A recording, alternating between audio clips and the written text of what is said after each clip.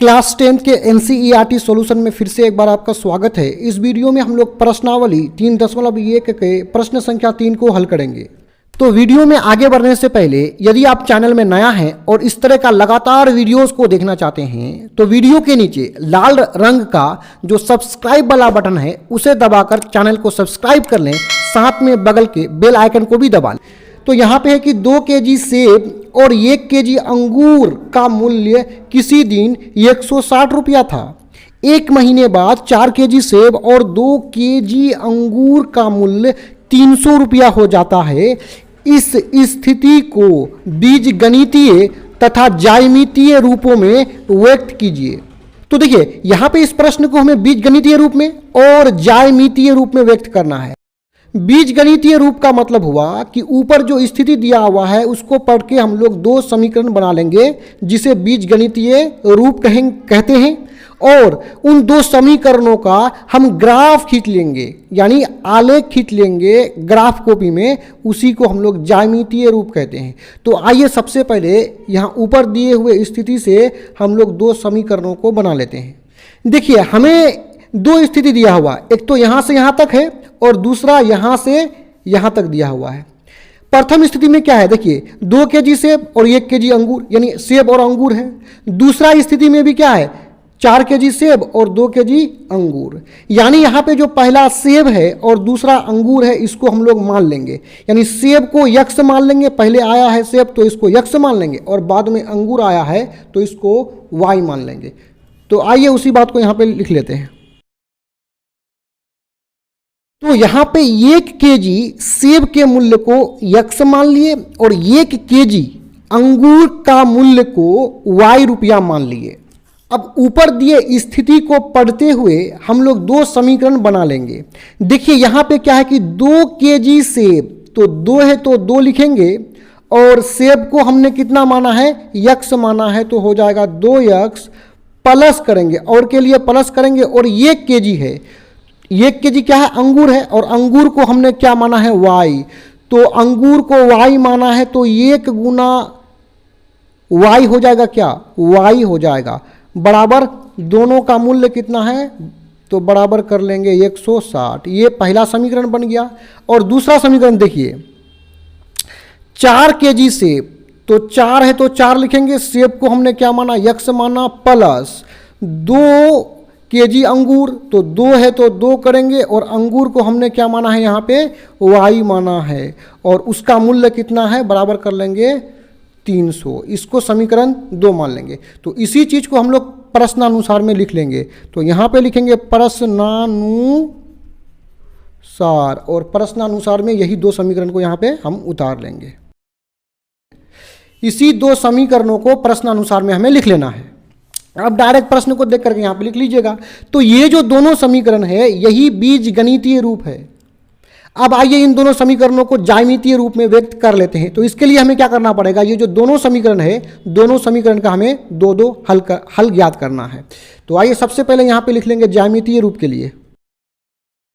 तो यहाँ पे लिख लिए ज्यामितीय रूप के लिए, और यहाँ पे लिख लेंगे समीकरण 1 से। समीकरण 1 का सबसे पहले हम लोग 2 हल ज्ञात कर लेते हैं। तो समीकरण 1 से, और समीकरण 1 जो है उसको यहाँ पे उतार लेंगे।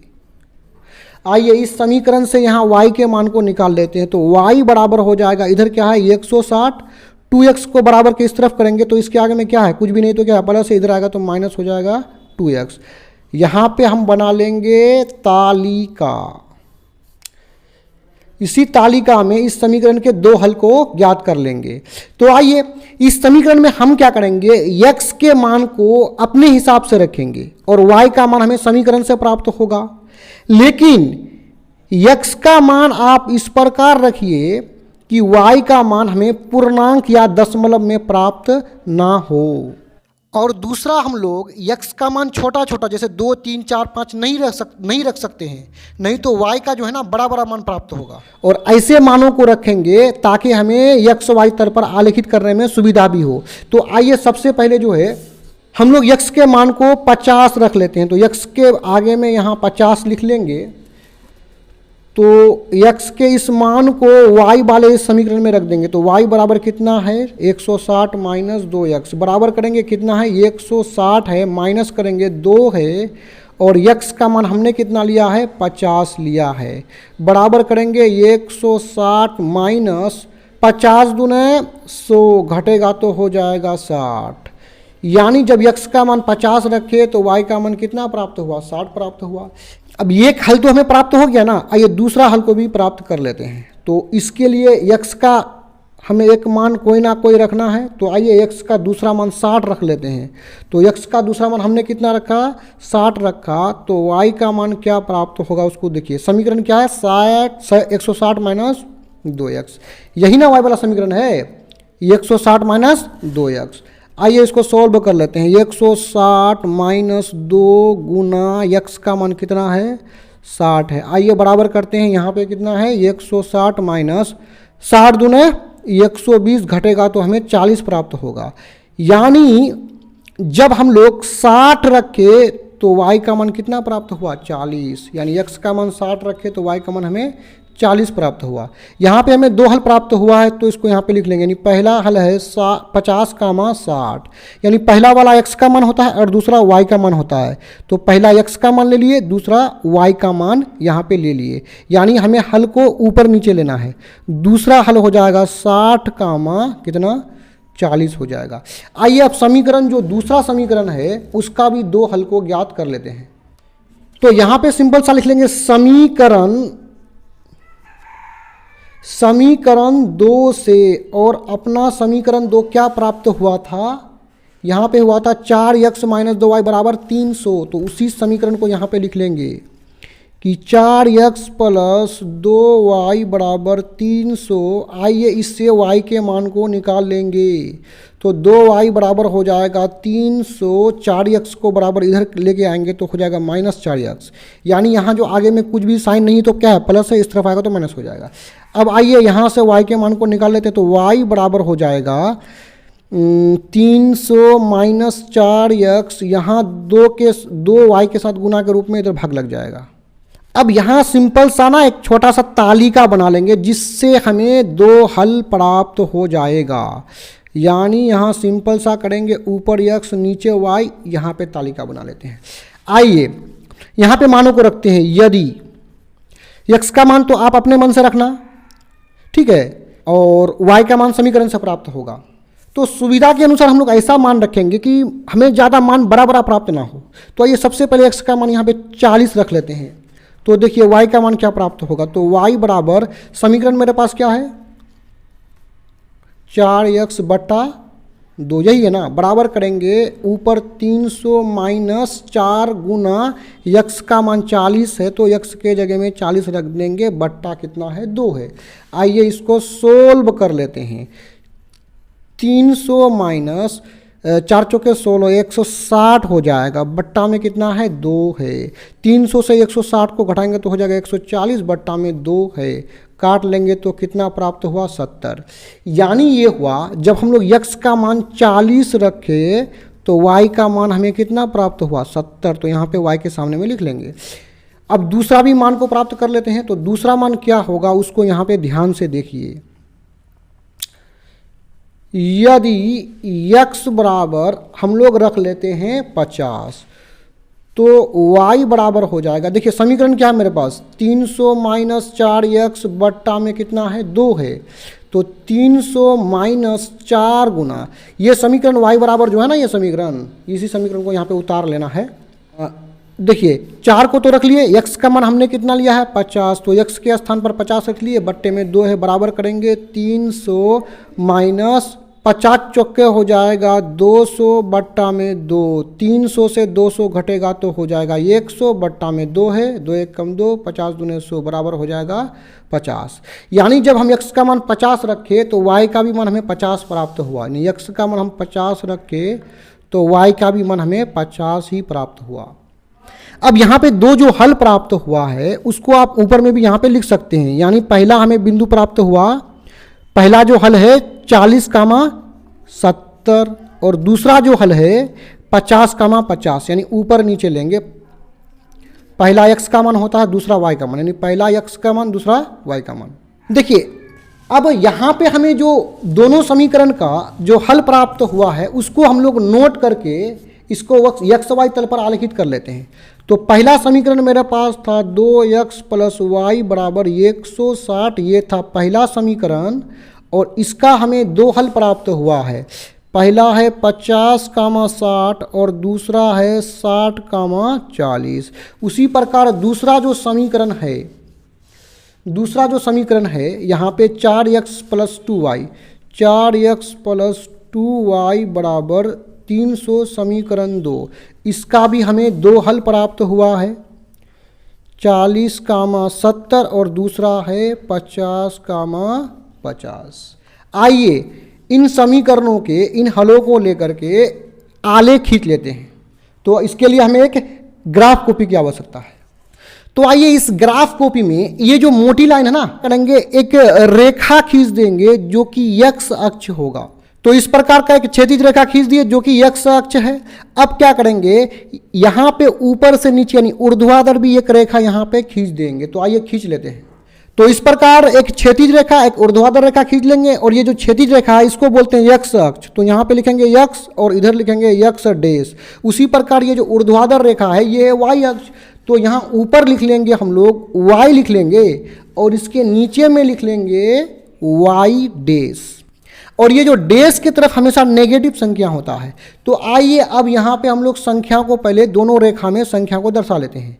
जैसा कि हम देख रहे हैं कि संख्या हमारा बड़ा बड़ा है, तो हम 10 के गुणांक में यहाँ संख्या को दर्शा लेंगे। यानी यहाँ पे दोनों रेखा जहाँ प्रतिच्छेद करता है तो 0 हो जाएगा, और यहाँ पे 1 ना लेकर के 10 का अंतराल लेंगे तो 10 होगा, यहाँ हो जाएगा 20। यानी जहाँ पे मोटी लाइन प्रतिच्छेद करेगा वहीं हम संख्या को लिखेंगे।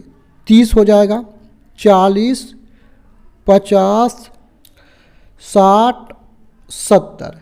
उसी प्रकार इधर आएंगे तो क्या हो जाएगा -10, क्योंकि नेगेटिव संख्या है नहीं तो नेगेटिव वाला लाइन ज़्यादा लेने की आवश्यकता नहीं है। अब आते हैं y अक्ष पर, यहाँ हो जाएगा 10, 20, मोटी लाइन यहाँ टच कर रहा है तो यहाँ हो जाएगा 30, यहाँ मोटी लाइन प्रतिशत करता है तो 40, यहाँ हो जाएगा 50, यहाँ हो जाएगा 60 और यहाँ हो जाएगा 70। उसी प्रकार नीचे जाएंगे तो यहाँ हो जाएगा -10। तो अब x y तल को तो यहाँ पे आलेखित कर लिया ना, ये जो दोनों रेखा बना दिए तो इसको बोलते हैं x y तल। अब इसमें आइए बिंदुओं को ना हम लोग दर्शा लेते हैं। तो पहला समीकरण का जो हमें हल प्राप्त हुआ है वो है 50, 60, यानी पहला वाला मान x का होता है, दूसरा y का होता है।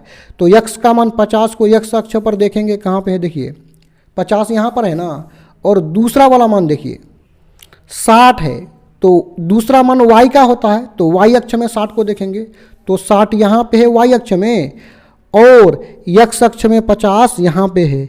तो दोनों यहाँ से जो रेखा और ऊर्ध्वाधर निकल रहा है ऊपर मोटी वाली जो रेखा है वो, और यहाँ से जो मोटा वाला रेखा है, दोनों जाकर के मिलता है यहाँ पर, यानी 60 का रेखा और 50 का रेखा दोनों जाकर के यहाँ मिलता है तो बिंदु यहाँ हो जाएगा। यानी यहाँ हमें बिंदु प्राप्त हुआ 50, 60। आइए दूसरा बिंदु को आलेखित करते हैं। पहला मान x का, दूसरा y का। तो x का मान x अक्ष पर देखेंगे तो x पर 60 यहाँ पर है और y पर 40 यहाँ पर है, यानी y पर 40 यहाँ पर है और x पर 60 यहाँ पर है। तो दोनों जाकर के मिल रहा है आपका, यहाँ पे मिल रहा है, यहाँ पे आपका जाकर मिल रहा है, तो यहाँ बिंदु हो जाएगा। और इस बिंदु को हम घेर देंगे ताकि हमें दिखाई पड़े कि बिंदु यहाँ पर है। तो हो जाएगा 40 हो जाएगा। अब यहाँ पे ये दोनों बिंदुओं को मिला करके एक रेखा हम लोग खींच लेंगे। तो इस प्रकार एक रेखा को खींच लेंगे। तो यहाँ पे ये रेखा को इस प्रकार खींच लिए, और क्योंकि ये दोनों बिंदु जो है इसी समीकरण का है तो इसी रेखा के ऊपर या नीचे हम जो है ना इसके समीकरण को लिख लेंगे 2x + y बराबर 160। अब आइए दूसरा समीकरण के जो ये हल है बिंदु है इसको यहाँ पे आलेखित करते हैं। तो दूसरा समीकरण का जो बिंदु है, पहला मान 40, यानी ये 40 x का मान है, यह 70 y का मान है। दूसरा वाला y का, पहला वाला x का होता है। तो 40 x अक्ष पर देखेंगे यहाँ पर है, और 70 आपका कहाँ पर है, यहाँ पर है, यानी 40 और 70 ये दोनों जाकर के यहाँ मिल रहा है, यानी 40 और y का मान 70 दोनों आपस में यहाँ मिल रहा है। तो यहाँ पे बिंदु का नाम दे देंगे, क्या है, 40,70, यही ना बिंदु है, 40,70। आइए दूसरा को भी आलेखित कर लेते हैं, 50,50, यानी x का भी मान 50, y का भी मान 50। तो x का मान 50 यहाँ पर है, y का मान 50 यहाँ पर है। तो यहाँ से जो रेखा गया है और यहाँ से जो रेखा गया है दोनों जाकर के यहाँ मिला है, तो यही बिंदु हो जाएगा 50,50। आइए दोनों बिंदु को मिलाकर एक रेखा को इस प्रकार खींच लेते हैं।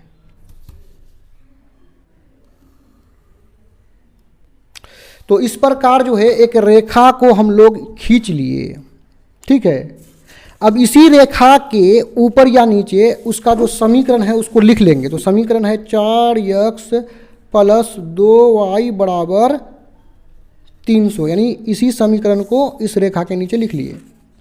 तो हमें इस प्रकार जो दो रेखा प्राप्त हुआ है, दोनों रेखा क्या है, आपस में समांतर है। बस यही हमें ज्यामितीय रूप में दर्शा देना है। इसमें हमें x और y का मान प्राप्त करने के लिए नहीं बोल रहा है, केवल दर्शाने के लिए बोल रहा है। तो यहीं पे छोड़ देंगे, यही हो जाएगा आंसर।